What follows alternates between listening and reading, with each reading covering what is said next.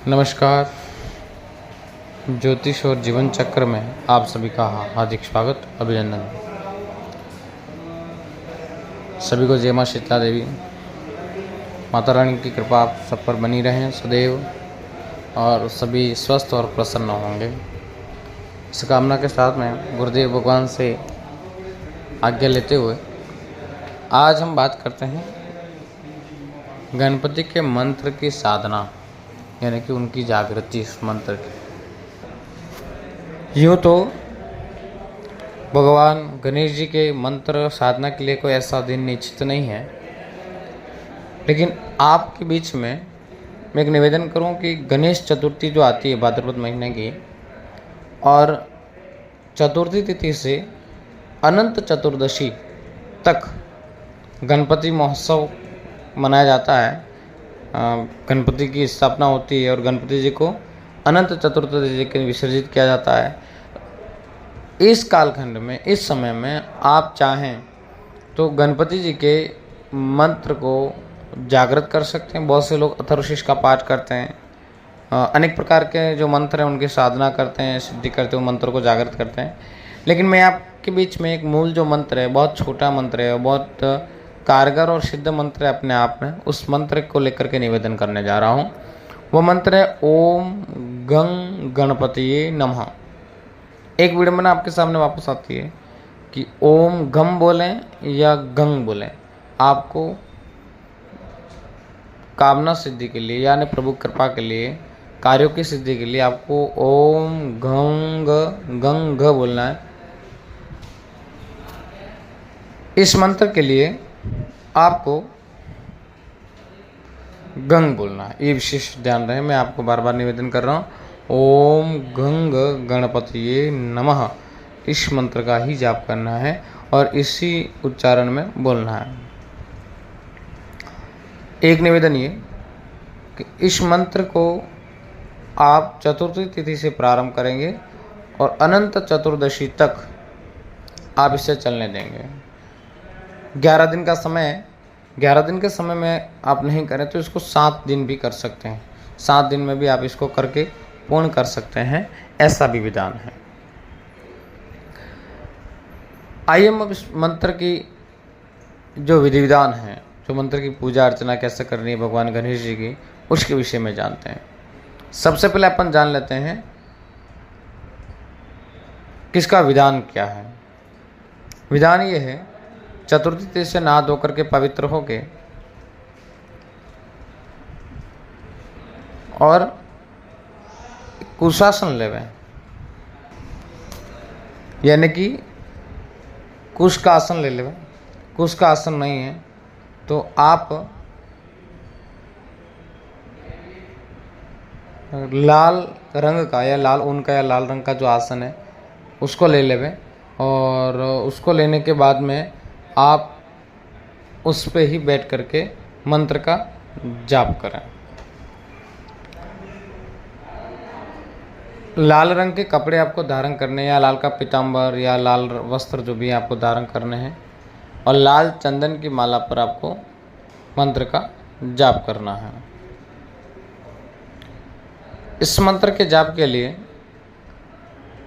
धूप, दीप, नैवेद्य में आप लड्डू चढ़ा सकते हैं भगवान को, और या गुड़ भी अर्पित कर सकते हैं। गुड़ के लड्डू या मोतीचूर के लड्डू या फिर गुड़, जैसे आपके पास में उपलब्ध हो सुविधा, वैसा आप कर सकते हैं। भगवान गणेश जी को यूँ तो अपने घर में जो मूर्ति है, अष्ट धातु की हो, चांदी को हो, या जो भी पत्थर की मूर्तियाँ होती है पुराने घरों में, वो भी हो, ठीक है। अगर आपके साथ में संभव बन सके ऐसा, तो आप कुम्हार के चक्षु पर लगी हुई जो मिट्टी होती है, जो गार होती है, काली मिट्टी, उसको ला करके आप एक प्रतिमा भगवान गणेश जी की बना करके फिर उस पर पूजन अर्चन करें तो बहुत श्रेष्ठतम है। फिर ऐसी उपलब्धता नहीं हो तो फिर अपने घर में जो मूर्ति है उसे ही आप पूजा में स्थापित कर देवें। लाल वस्त्र का आसन प्रभु को प्रभु को अर्पित करें, उन पर भगवान की स्थापना करें। आपके घर की अगर मूर्ति है तो उसमें प्राण प्रतिष्ठा की हुई होगी, नहीं तो प्राण प्रतिष्ठा आप किसी अपने पास में कोई ब्राह्मण देवता उनको ला करके बुला करके कर देवे। फिर अगर कोई संभव नहीं हो सके तो आप उनसे प्रार्थना कर सकते हैं और प्रार्थना करके आइए अनुमति ले लेवे कि प्रभु मैं आपकी पूजन अर्चन करने जा रहा हूँ, आप मुझे अनुमति प्रदान करें और मेरे इस मंत्र जाप को स्वीकार करें, ऐसी प्रार्थना करनी है। आज मैं आप लोगों के बीच में ये निवेदन करूं, आपको ब्रह्मचर्य का पालन विशेष रूप से करना है और जब तक इस मंत्र साधना चले तब तक आपको सुव्यवस्थित रूप से एक धर्मपरायण होकर के रहना है। इसके बाद भी रहना है धर्मपरायण होकर के, लेकिन 7 दिन तक विशेष आपको इन चीज़ों ब्रह्मचर्य का, विशेष गाली गलौज का, ऐसे अपवित्र चीज़ों से आपको दूर रहना है, बच के रहना है। देशी घी का दीपक अगर प्रज्वलित कर सकते हैं, अर्पित कर सकते हैं भगवान को, वह श्रेष्ठतम है। नहीं, जो आपके पास में उपलब्ध हो उसे करिए। और जब तक आप ये मंत्र जाप करते हैं तब तक आपको दीपक जलता रहना चाहिए, इस बात का विशेष ध्यान रखें। अब मंत्र जाप कितनी बार करना है? 10 माला प्रतिदिन आपको करनी है और लाल चंदन की माला पर करनी है। किसी भी मर्जी ऐसे माला पे आपको नहीं करनी, लाल चंदन की माला का उपयोग करना है और लाल चंदन का टीका ही प्रभु को लगाना है। लाल चंदन मिल जाता है, प्रयास करेंगे तो मिल जाता है सामान्य, बहुत आसानी से। नहीं भी उपलब्ध हो गांव में कहीं ऐसा, तो आप लाल कलर का जो टीका होता है, कुमकुम जो रोली होती है, वो उसका टीका भी प्रभु को लगा सकते हैं। लाल चंदन से आपको टीका लगाना है, प्रभु को अर्पित करना है लाल चंदन वगैरह, और इसके बाद में आपको प्रभु के मंत्र का जाप करना है। 7 दिन तक सुव्यवस्थित रूप से 10-10 माला करिए और 10 माला होने के बाद में इसमें मार्जन, दशांश, होम वगैरह इन सारी वस्तुओं को करने की आवश्यकता नहीं है। ये मंत्र अपने आप में सिद्ध है, ये मंत्र अपने आप में जागृत है। इस मंत्र की जाप करके आप सप्ताह भर में जागृत हो जाता है और फिर ये अपने आप में एक चमत्कार दिखाने लगता है। चमत्कार कैसे? कि कर्ज मुक्ति दिलाता है, शादी या विवाह में कोई समस्या आ रही है तो उसमें सफलता प्रदान करता है, संतति में समस्या आ रही है उसमें उस कार्य को सिद्ध करता है, और इसके साथ में जो व्यक्ति किसी समस्या से जूझ रहे हैं या लंबे समय से किसी परेशानी से जूझ रहे हैं तो उस परेशानी से मुक्ति दिलाता है। ऐसा अद्भुत और सिद्ध मंत्र है। इस मंत्र को आप एक माला, ये अनुष्ठान होने के बाद में एक माला आप लगातार आप कर सकते हैं, 3 माला कर सकते हैं, 10 माला भी कर सकते हैं, सर्वोत्तम, बहुत श्रेष्ठ है। आपको क्या करना है?